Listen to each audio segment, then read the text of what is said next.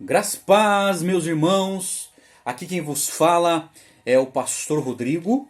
Eu sirvo como pastor na Igreja Batista no Jardim Esperança, na cidade de Canoinhas, no estado de Santa Catarina. Estou aqui mais uma vez para compartilhar ao seu coração a palavra de Deus. E a exposição bíblica que quero fazer no dia de hoje está em Mateus, capítulo 12, versos de 22 a 32. Isso mesmo, pegue a sua Bíblia e confira comigo a leitura do texto sagrado.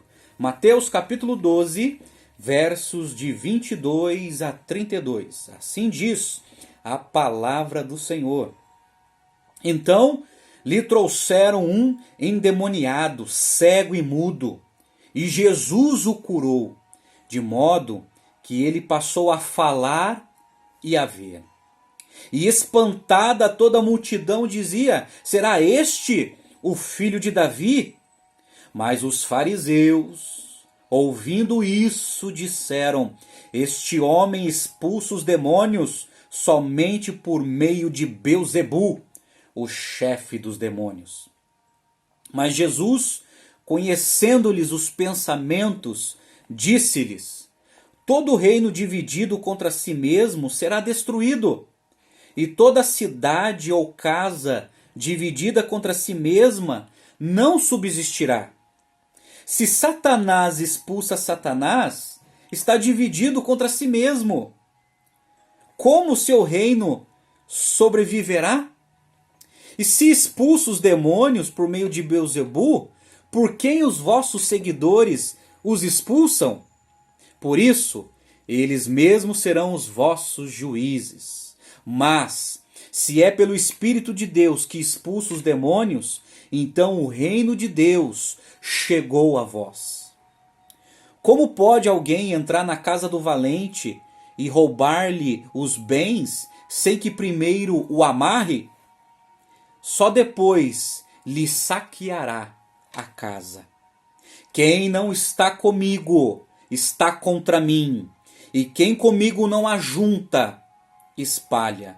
Portanto vos digo, todo tipo de pecado e blasfêmia será perdoado aos homens, mas a blasfêmia contra o Espírito não será perdoada. Se alguém disser alguma palavra contra o Filho do Homem, isso lhe será perdoado. Mas se alguém falar contra o Espírito Santo, não lhe será perdoado, nem neste mundo, nem no mundo vindouro. Amém.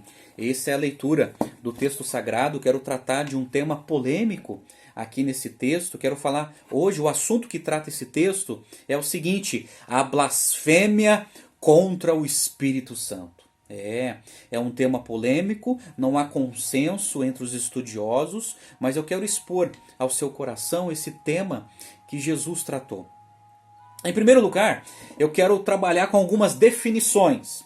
O que não é a blasfêmia do Espírito Santo? O que não é? Em primeiro lugar, não é a incredulidade final. Isso é, muitas pessoas pensam que blasfêmia do Espírito Santo é quando a pessoa está no leito de morte, está quase morrendo, mas daí a pessoa não reconhece que é pecador, não aceita Jesus e morre na incredulidade. Muitos dizem que isso é blasfêmia do Espírito Santo, mas não é isso que Jesus está tratando. Em segundo lugar, não é rejeitar por um tempo a graça de Deus. Não é isso. O apóstolo Paulo, ele rejeitou a graça de Deus por um tempo, mas daí a graça o alcançou e o converteu. Não é o pecado da blasfêmia contra o Espírito Santo. Terceiro, não é a negação de Cristo. Não é negar a Cristo. Não se trata disso. Quarto, não é a negação da divindade do Espírito Santo também. Esse pecado não está tratando isso, da negação da divindade do Espírito Santo, do Espírito Santo como Deus. Quinto, não é a mesma coisa que os pecados contra o Espírito Santo. Por exemplo, a Bíblia nos relata que entristecer o Espírito Santo, como está em Efésios 4,30, é um pecado, mas não é a blasfêmia. Não é apagar o Espírito Santo, isso é apagar no sentido de apagar a ação do Espírito na nossa vida, como está em 1 Tessalonicenses 5,19, também não é isso que Jesus está tratando. Não é resistir o Espírito Santo, como está em Atos 7:51. Também não é isso que Jesus está tratando aqui. Também não é xingar o Espírito Santo, né? Soltar um palavrão em relação ao Espírito Santo. Também não é isso. E também não é a queda dos salvos. Isso é, quando um cristão, um discípulo, ele cai em pecado. Não é isso que Jesus está tratando como blasfêmia do Espírito Santo. Pois bem, o que é então? O que é a blasfêmia do Espírito Santo que Jesus está tratando nesse texto sagrado? Primeiro, definições. A palavra blasfêmia significa injuriar, caluniar, difamar, falar mal. Por exemplo, a blasfêmia contra o nome de Deus no Antigo Testamento era um pecado imperdoável. Está lá em Levítico capítulo 23. Pois bem, a pessoa que pecava por ignorância trazia oferenda pelo pecado, quando blasfemava o nome de Deus. Mas a pessoa que pecava deliberadamente era eliminada ao cometer um pecado imperdoável, como blasfemar o nome de Deus, está lá em Números capítulo 15. Pois bem, a melhor definição que eu encontrei sobre blasfêmia do Espírito Santo vem do reverendo Hernando Dias Lopes. Ele esclarece dizendo assim: a blasfêmia contra o Espírito Santo é a atitude consciente e deliberada de negar a obra de Deus em Cristo pelo poder do Espírito Santo e atribuir o que Cristo faz ao poder de Satanás. Essa é a blasfêmia do Espírito Santo que os fariseus e escribas cometeram contra Jesus e contra o Espírito Santo. Isso é tão grave, esse pecado é tão grave que o apóstolo João, escrevendo a sua primeira epístola, capítulo 5, verso 16, ele diz assim: se alguém vir seu irmão cometer um pecado que não é para a morte, pedirá, e Deus dará vida ao que cometeu o pecado. Este é o caso dos que não pecam para a morte. Há pecado para a morte, e por esse nem digo que ore. Se referindo à blasfêmia do Espírito Santo, o apóstolo João falou: olha, nem ore por essa pessoa.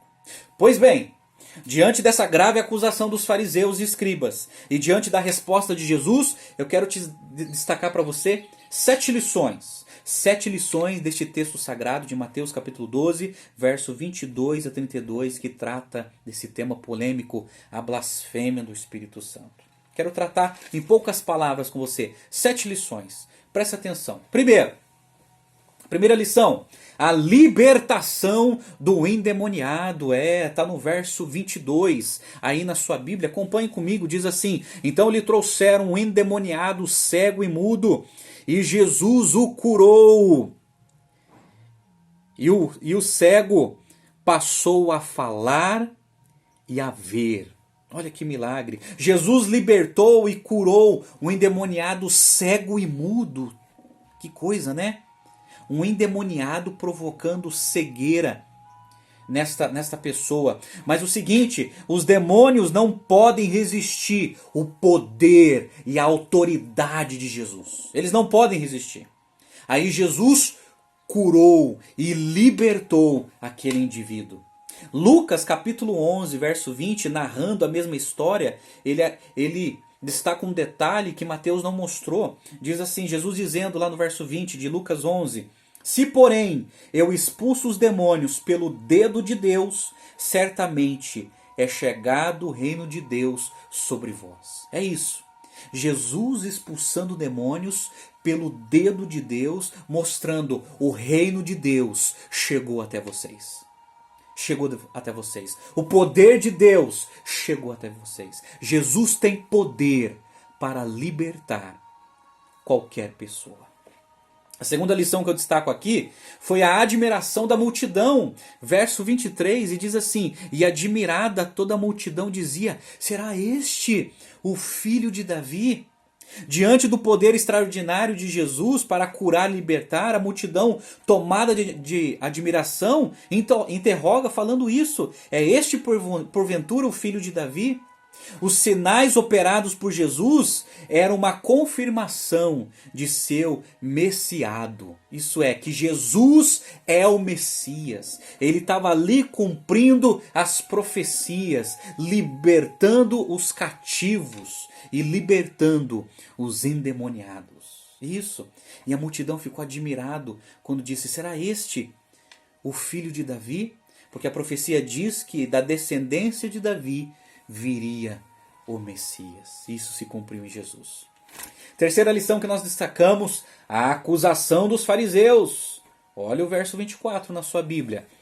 Mas os fariseus, ouvindo isso, disseram: este homem expulsa demônios por causa de Beelzebu, o maioral dos demônios. Que acusação grave. Mateus diz que os acusadores foram os fariseus. Marcos, narrando a mesma história, ele diz que foram os escribas, Marcos capítulo 3. Pois bem, os dois grupos estavam juntos formulando essa acusação contra Jesus. E qual foi o teor da acusação? Foi o seguinte: este não expele demônios senão pelo poder de Beelzebu, o maioral dos demônios. Isso é muito grave. Beelzebu era um dos nomes do deus filisteu Baal. Está lá em 2 Reis capítulo 1. E significa senhor das moscas. Isso é, senhor de algo podre. E essa ideia, esse nome de Beelzebu, ele foi muito bem transferido para uma consciência de que esse deus filisteu chamado Beelzebu seria o próprio Satanás disfarçado de uma divindade para enganar algumas nações. E aí os fariseus e escribas maldosamente fazem essa acusação contra Jesus. Olha, ele expulsa demônios porque Satanás está capacitando ele. Ele é um aliado de Satanás. Isso é muito grave. É muito grave. A quarta lição que eu destaco: a refutação de Jesus. Olha só como Jesus refuta essa acusação capciosa. Olha só do verso 25 a 28. Mas Jesus, conhecendo-lhes o pensamento, disse-lhes: todo reino dividido contra si mesmo será destruído, e toda cidade ou casa dividida contra si mesma não subsistirá.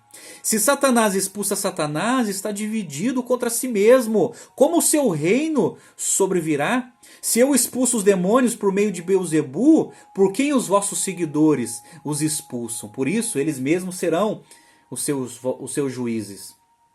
Mas se é pelo Espírito de Deus que expulsa os demônios, então o reino de Deus chegou a vós.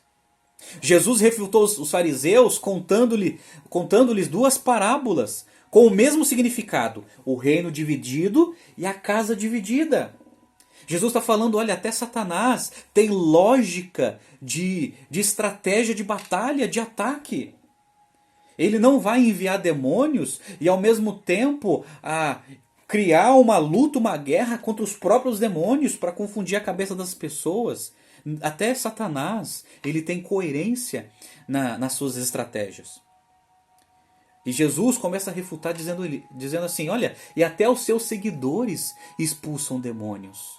Então, eles serão os vossos juízes. Vocês estão me acusando, mas deveriam acusar os seus seguidores que fazem a mesma coisa.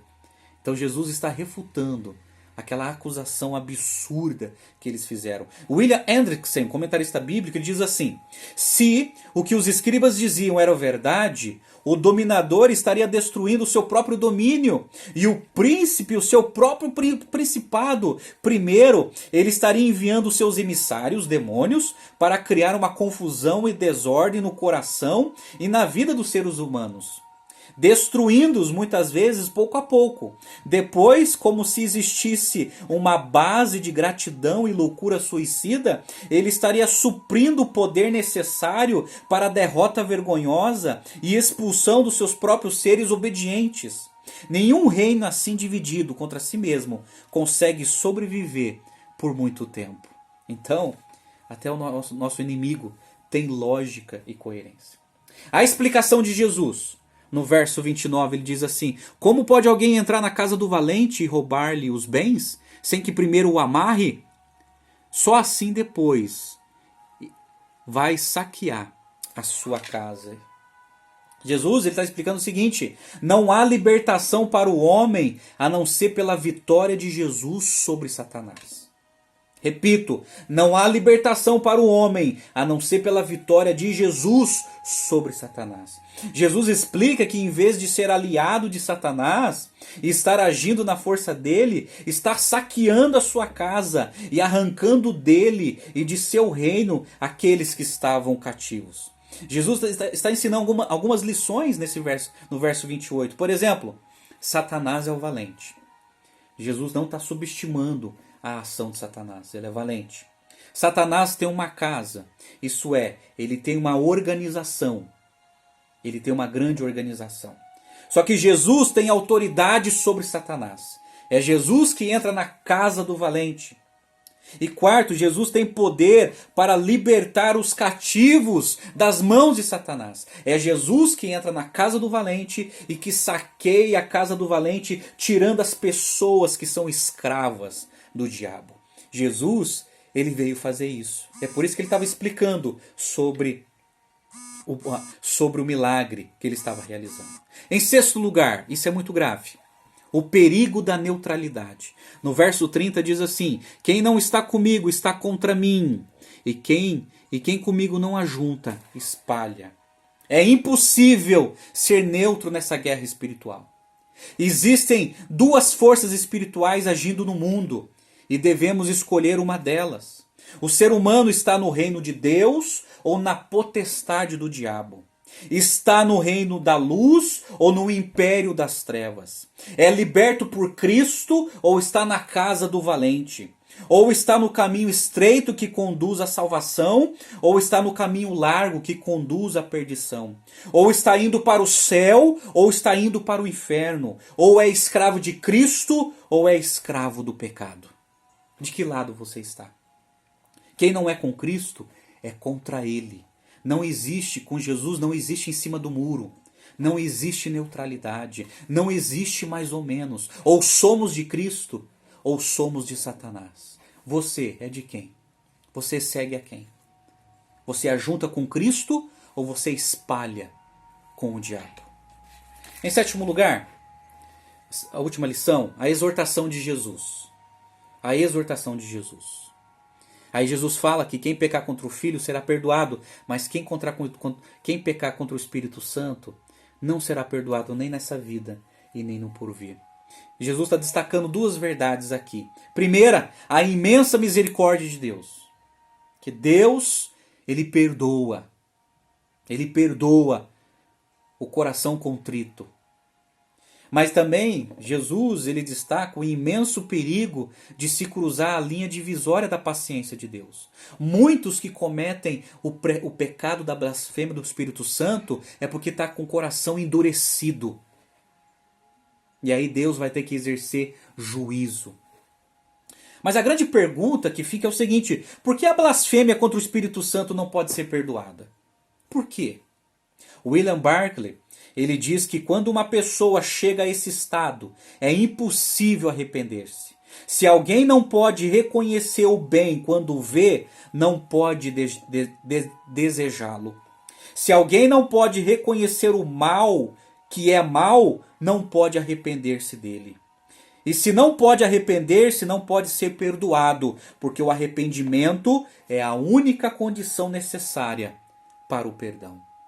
O pastor Charles Spurgeon destaca que o indivíduo culpado desse pecado ultrajante de imputar as obras de Cristo e seu poder gracioso à agência diabólica pecou em uma condição na qual a sensibilidade espiritual está morta. E o arrependimento se tornou moralmente impossível. Esse é o pecado. Essa é a blasfêmia contra o Espírito Santo. Quero finalizar com 3 aplicações. Primeiro, precisamos evitar o julgamento. Só Deus sabe, só Jesus sabe quem realmente cometeu esse pecado. É lógico que nós somos conhecidos pelos nossos frutos. Os nossos frutos evidenciam a situação da nossa alma. Mas é Deus que sabe quem cometeu esse horrível pecado. Segundo, precisamos evitar o desespero. Muita gente fala assim: pastor, será que eu cometi esse pecado? Não. O verdadeiro salvo, o verdadeiro discípulo, é impossível cometer esse pecado. Esse pecado é para aqueles que têm um coração incrédulo e endurecido. E precisamos evitar a leviandade. Isso é, viver de qualquer jeito. Já que eu não cometi esse pecado, então eu vou viver de qualquer jeito. Eu vou viver do meu jeito e não do jeito de Deus. Eu não vou me submeter aos mandamentos de Deus, às ordens de Deus. Eu quero viver do meu jeito. Cuidado. Precisamos tomar cuidado com a leviandade. Pois esse pecado é cometido quem tem o coração endurecido para Deus. Amém? Vamos orar e agradecer a Deus? Pai querido, muito obrigado pela Tua palavra, pelo esclarecimento da Tua palavra. Ó Deus, que o Senhor transforme a vida de cada um que assistirá esse vídeo. Cada um que vai meditar sobre esse tema tão polêmico que é a blasfêmia contra o Espírito Santo. Obrigado, Senhor, porque através do Espírito Santo um dia o Senhor nos convenceu dos nossos pecados. E o Senhor nos redimiu. O Senhor transformou a nossa vida e o nosso coração e a nossa mente. Transforme, Senhor, a vida de cada um que assistirá esse vídeo e livra-os desse pecado imperdoável, a blasfêmia contra o Espírito Santo, que é cometido por aqueles que estão mortos espiritualmente. Livra cada um, Senhor. E que o Senhor venha realizar em nós os teus planos, os teus propósitos. Nós oramos agradecidos em nome de Jesus. Amém e amém. Que Deus te abençoe. E até a próxima, se Deus quiser.